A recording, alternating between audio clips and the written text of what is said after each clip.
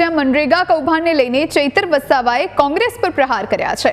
મોટા કોટડા ગામે આપના સંમેલનમાં ચૈતર વસાવાએ પ્રહાર કર્યા। જલારામ એન્ટરપ્રાઇઝના નામે હીરા જોટવાનું કરોડોનું કૌભાંડ છે તેવું તેમનું કહેવું છે।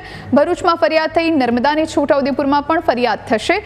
કોંગ્રેસને ખબર પડી ગઈ છે કે હીરા જોટવા ક્યાંથી રૂપિયા આપતા। ભ્રષ્ટાચારના રૂપિયાથી હીરા જોટવા કોંગ્રેસને નચાવતા હતા તેવું પણ તેમનું કહેવું છે। ગરીબોના રૂપિયા ખાધા એટલે વિસાવદરની ચૂંટણીના પ્રચારમાંથી હીરા જોટવાની બાદબાકી કરવામાં આવી હોવાની વાત ચૈતર વસાવાએ કહી।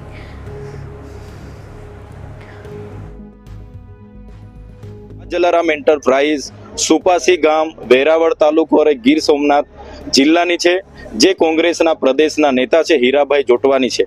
પ્રોપરાઇટર એમના આજુબાજુના બે માણસોને બનાવ્યા છે, પણ કોંગ્રેસે પણ જાણી લીધું કે હીરાભાઈ જે ખર્ચો કોંગ્રેસને આપતા હતા અને કોંગ્રેસને આંગળીના ટેરવા પર નચાવતા હતા એ ખર્ચો ગરીબોના હકના પૈસા મનરેગાના કૌભાંડના હતા, એટલે એમને સ્ટાર પ્રચારકોમાં પણ અહીંયા રાખવામાં આવ્યા નથી।